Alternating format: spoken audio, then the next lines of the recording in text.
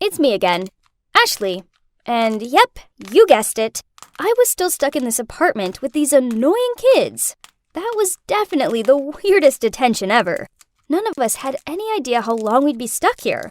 Oh well, at least we weren't starving, as every 3 days, a giant bag full of groceries would appear inside the doorway, since we couldn't get out of there. Things had become a little less awkward since the day we'd sat down and opened up to each other. Although Ned had switched from being a jerk towards Jessica to following her around the place like a lovesick puppy. Take this morning. For instance, he held a slice of toast out to her, which he'd cut into the shape of a heart. She rolled her eyes as she pushed the plate away. Poof! Get real, nerd! I don't like you. He took a bite of the toast, then in between chewing said, "You'll soon change your mind. I'm Sin 2X and you're Coast 2X. So together, we're one." I had to admit, watching Ned try and fail to win Jessica's heart was amusing. But unfortunately, I had my own guy-shaped issue to deal with. Philip. He wasn't winding me up anymore. Instead, he was being nice to me. He even lent me his hoodie after I spilled jam on mine. This nice version of him would take some getting used to. Now we just needed Gwen and Stan to become a couple, and things would be even more interesting. But they barely look at each other. Lucky them, as Philip was really starting to bug me.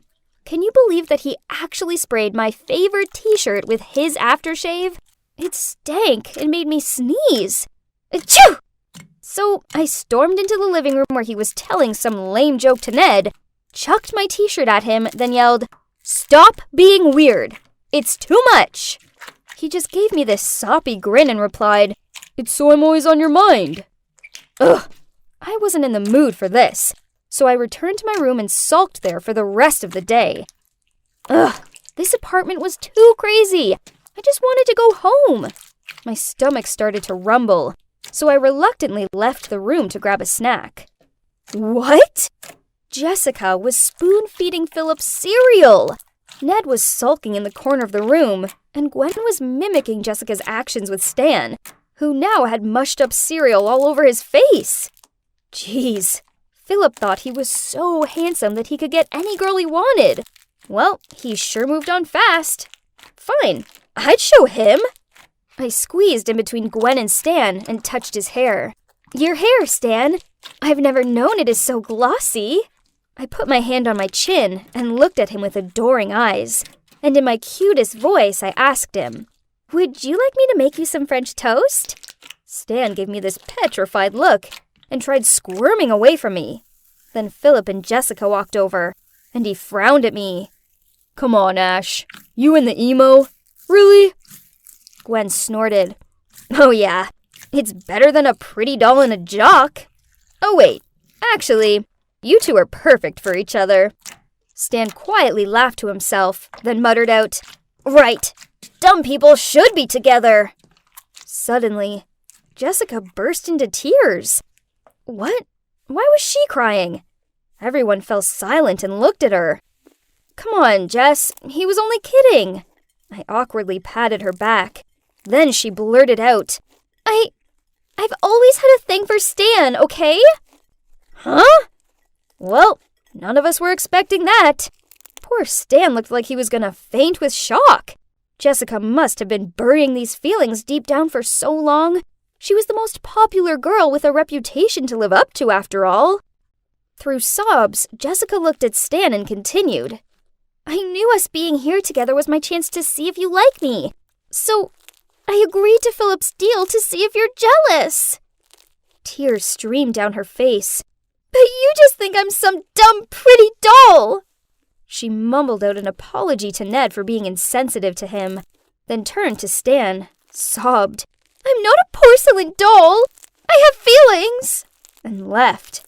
Oh wow, I didn't see that coming. I guess I feel kinda bad for her, and also guilty. But hold up. Philip's deal?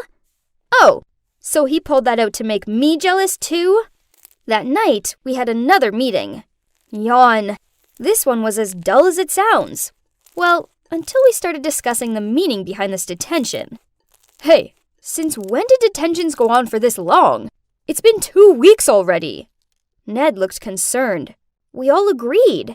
We'd learned how to live in some sort of harmony together, but still, we need to go outside. Also, my family would be worrying, right? There's 2, I hope. Then the next morning, Philip was trying to de-jam the air vent in the kitchen when he waved us all over. He pointed up at something small with a tiny red light on it. Ned and he took it down. It was a camera. It could be a security camera, Jessica said. My house also has a few inside, in case of intruders or something. Gwen sneered. Duh, your house is a freaking mansion. Here, there's no need for a security cam. We decided to spread out and look for more cameras. In total, we found 5, all hidden around the place, including in a plant pot and fixed to a picture frame. It was freaky to think there could be more scattered around the place. Ugh.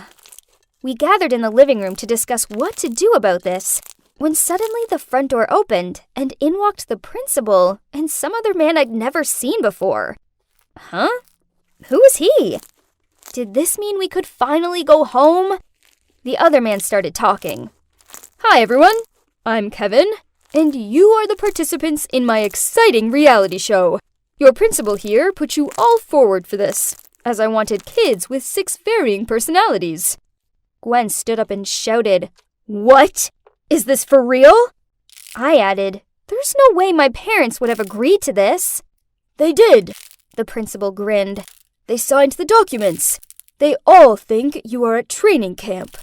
Kevin added, Keep up the good work, guys. The viewers are loving all this drama and attitude. Jessica screamed out, You can't do this! It isn't right! We'll keep you here for some more time to see how this project goes. Don't worry, you'll all get scholarships after this. That is, as long as you cooperate.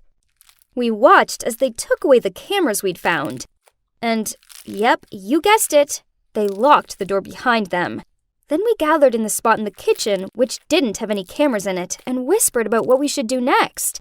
Ned suggested, I've done my calculations, and if we join all our clothes together, we can climb down from the window. We were about 4 floors up, so guess this was possible. Under Ned's instruction, we all wet our clothes before we joined them, as apparently this would make them less likely to tear. I'll go, Philip added. I mean, I'm way stronger than the rest of you, and I'm the fastest, so I'll reach the cop station in record time, report those jerks, then send help. So the plan was set, and we all clung onto the end of the clothes rope as Phil climbed down it. It was kinda impressive watching him abseil down the building, and he was like a real-life Spider-Man. When he reached the bottom, we hid the clothes rope in the wardrobe and slid a piece of paper under the apartment door, so Philip could find our room again. Now it was a waiting game. We all tried to carry on as normal, as we were aware of the hidden cameras. Suddenly, the door barged open, and in walked the principal, Kevin, and 4 massive dudes. Oh no! Jessica frightenedly whispered. Those men instantly started collecting our stuff. When one of them picked up Gwen's hat, she charged at him. Get off of my stuff, creep! The man grabbed her around the waist with one arm and pulled her across the room. She thrashed, kicked, and screamed. She might have been big, but she's still a teenage girl, so she was no match for him. Jessica, Ned, and I all clustered together, not knowing what to do. Only Stan seemed to keep his quiet and calm. With a grin on his face, Kevin shouted, Well, that wasn't very clever now, was it? So we're moving you somewhere new before you're discovered. Right at that moment, Philip ran into her room, followed by some cops. There they are! It's them! They locked us up in here! The principal straightened his tie, then in a polite tone said, Oh, please, this is a misunderstanding. I'm the principal of Xavier Springs High School, and these are the particularly delinquent students who are all in detention. We're administering a special education program for them. And here's their teacher. He pointed over to Kevin. Liar! I shouted. They just made up excuses to punish us and trap us in here. There's hidden cameras and we're on some reality TV show! Ignore her. She has, mental issues. She'll do anything to get out of detention. Then he pointed at Gwen. Look, officer, how could we not have special treatment for an aggressive girl like that? Don't you think? We all shouted and tried to explain, but our words jumbled together. The only one who remained silent was, no surprise, Stan. The cops searched around, but found nothing. They thought we were only unruly teens trying to bail on detention. They were about to leave when Stan calmly walked over to them, pulled out one of the cameras we'd found the other day from his pocket, and passed it to them. Then, Stan, still without any words, pulled out a vintage recorder, pressed the button, and we all heard the whole conversation about TV shows and the principal's threats. Whoa! Nice work, Stan! The cops instantly arrested them, and we were taken back to our families, who all sobbed with joy on our return. So, what came next? Well, my high school got a new principal, and this one hasn't given me detention. Yet. The former principal and Kevin and his whole crew are in serious trouble with the cops. Looks like they might end up in jail. As for the 6 of us, well, we formed an unbreakable friendship. Philip got a sports scholarship, and I'm super proud of him. He also told his dad how he was feeling, and they sorted things out. Ned finally stood up for himself to his parents, and now they're trying to be more understanding. He also has a girlfriend, and just won first prize of the state at physics. The nerd. Jessica and Stan are an official couple, and they don't care what other people think of them. They're actually super cute together. But shush! Don't tell them I said that. Gwen decided to leave this town and go study at an all-girls boarding school. She just started dating a girl there named Claire. She sounds really happy. We're all glad to hear. So, I guess Miss Tough Cookie has a soft side after all. And me? Well, I went from a lonely and awkward girl to having 5 unlikely best friends and a wonderful boyfriend. Yep, I'm now with Philip. Guess being in detention was...